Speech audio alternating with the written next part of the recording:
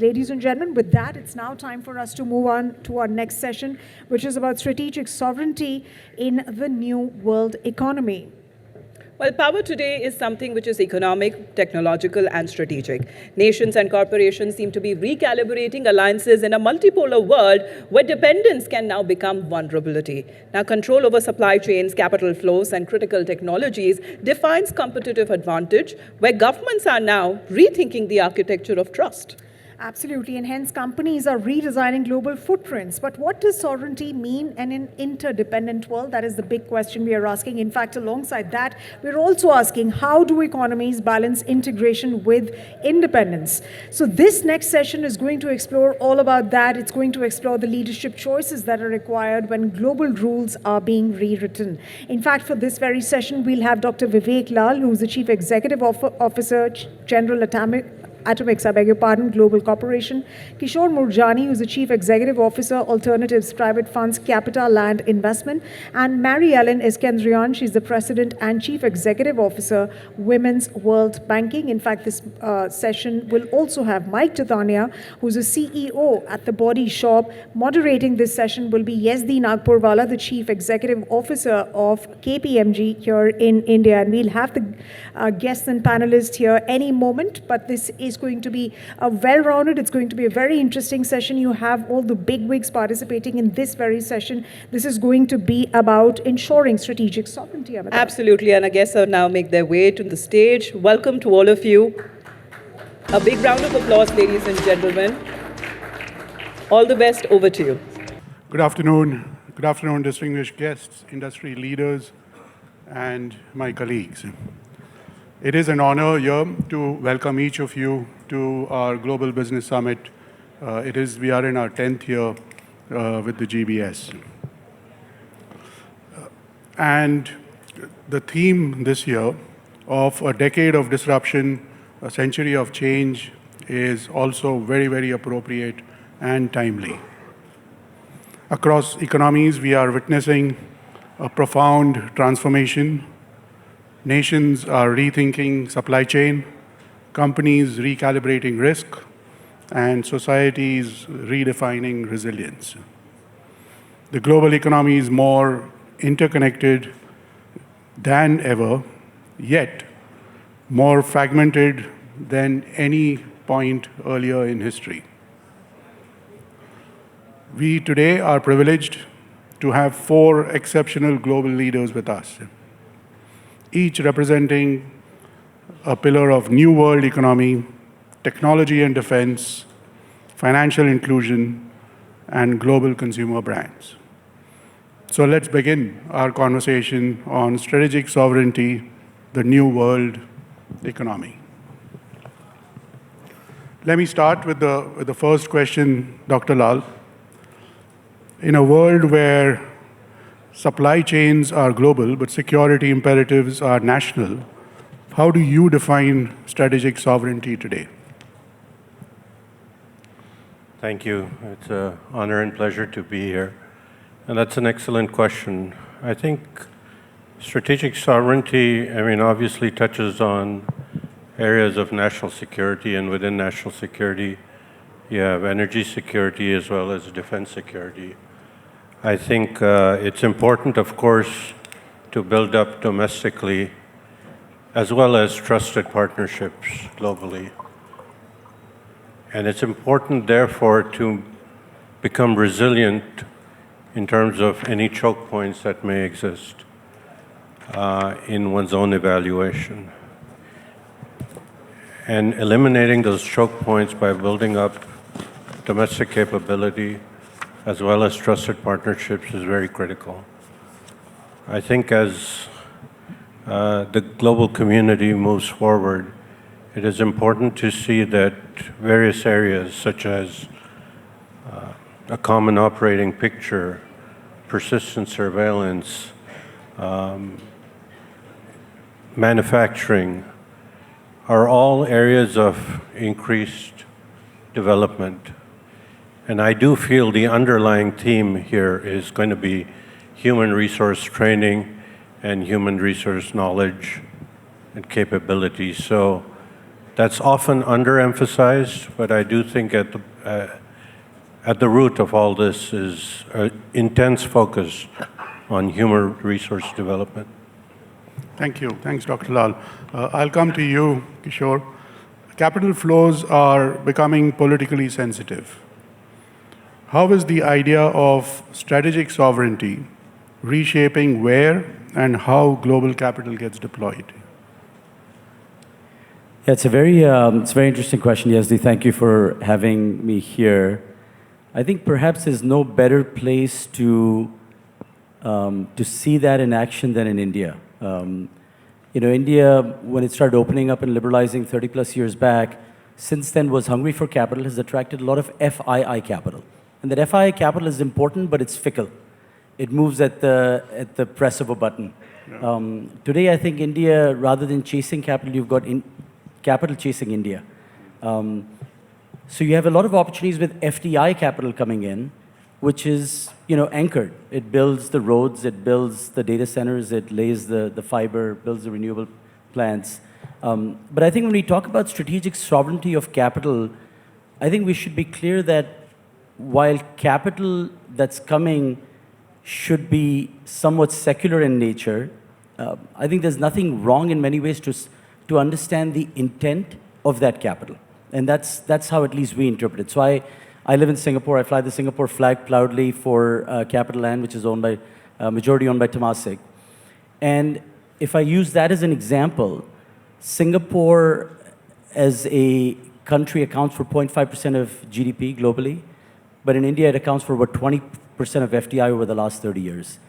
And it's done that not just in the financial markets, but by coming in and investing in assets long term. So Singtel invested in Bharti, been there since 2000, well before the digital age came up and networks were built in India. CapitaLand came here 30 years back. We built our first office park with Tatas. We're still here. Why is that important? Because we respect the sovereignty of where we are, and we bring our capital in a strategic format. I think that's how we think about that. And I think you have to align with the markets that you're going into. We take that extremely seriously. I think the question is an interesting one because it's many ways it's being charged in other ways, which perhaps we'll run short of time to talk about, but that's at least how we interpret being strategic capital. And I'd say in many ways we come again to India, we come to build India, not to trade India, right? So that's strategic how we think about it. Thank you, Kishore. I love the phrase, build India, not trade in India. Let me come to Mary Ellen. When we speak of sovereignty, what role does financial institutional play in building national resilience? Wonderful to be with all of you today. And I love the connection that this question is leading to, because financial inclusion is very simply defined as just having access to a bank account or a digital banking account in one's own name. But if we broaden that definition even just a bit to say having access to payments, savings, credit, insurance, pension, the full gamut of financial products, it becomes very clear that most of them have an important play an important part in an individual's and a household's and a community's resilience. I think a couple of places where we're starting to see this particularly is in the area of climate change, for example, and the resilience of a household or a community or frankly a region of a country to climate shocks. There's a very close correlation between financial exclusion and extreme climate vulnerability. We know that there are over 800 million people in the world who do not have the ability to access a digital payment in the time of emergency. So they may have a bank account, they may be included.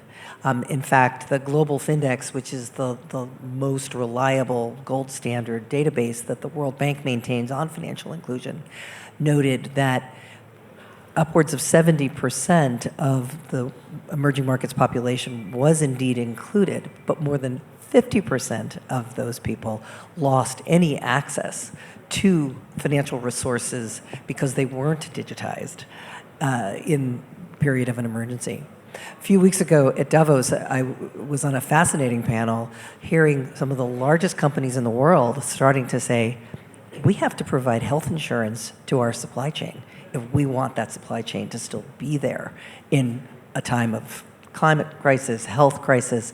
So financial products and solutions are starting to become a major question in the resilience issues that the previous two speakers have raised. Thank you. Thanks, Mary Ellen. Coming to Mike, brands today operate across borders, so does yours, across culture and across regulatory borders, regimes. And how do global companies maintain identity while navigating rising economic nationalism? Thank you. Great question, and pleasure to be here today. I think for brands, purpose has to be at the core. And for a brand like The Body Shop, purpose has been at our core for the last 50 years. The brand has stood for and started the conversation on diversity, on plastics, on climate, on activism. And if you have that purpose, that can actually, and your core is clear in terms of purpose, you can actually then localize it to individual markets. And for example, in India, we have supported and we were at the forefront of starting Plastics for Change. 100 million plastic bottles have been taken off the streets of India due to an initiative that The Body Shop started. Today, Plastics for Change has become a platform for companies, global companies like L'Oreal and Estée Lauder. From the Plastics for Change process, we've also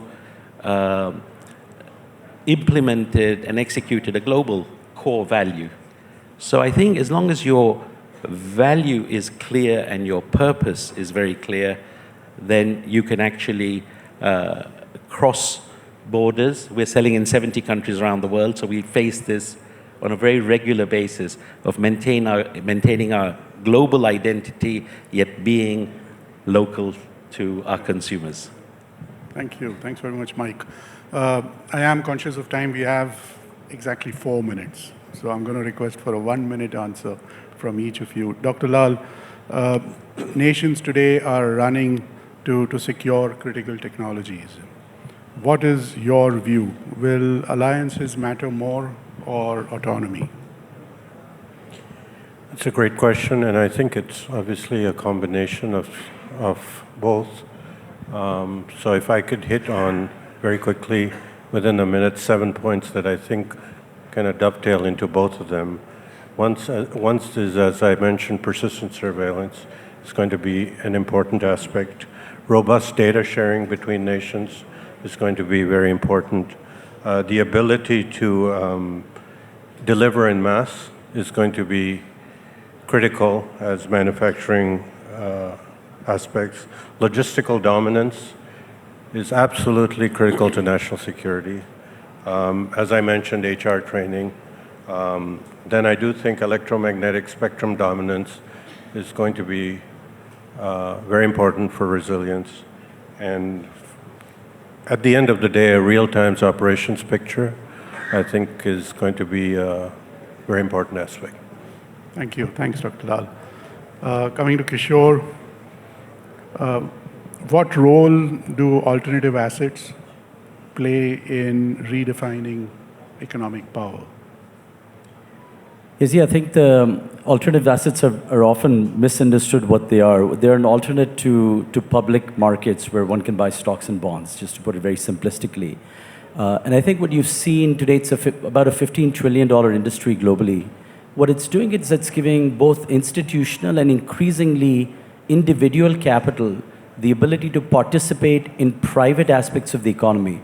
Vast majority of the companies in the world are public. The ability to own and support the build-out of roads, of infrastructure, of power, very often we can't do that very simply through the public market. So I think what alternatives as an asset class are doing is really democratizing that access, channeling it, and then helping fund and fuel both the ability for savers to earn better on their capital, and then for companies and assets to access those capitals in a way that maybe just buying a stock or bond may not be the easiest access point. That's very well brought out. Thank you, Kishore. Mary Ellen, quick 1-minute response to, does digital finance accelerate empowerment? Digital finance has enormous potential for accelerating empowerment, but only if we don't have the same garbage going in to credit scoring algorithms or any decision or assessment tool that a financial institution might be making in terms of a credit decision or an onboarding of a potential client. In India, for example, we're working with several digital lenders whose first attempt at a credit scoring algorithm only used data taken from men's cell phones. So women's behavioral, all of the great information that you can get from digital data was not even included in the original algorithm. So lots of potential, but it's got to be really good data. Thank you, Mary Ellen. Final question to Mike. Within the global economy, is consumer trust becoming a new form of soft power?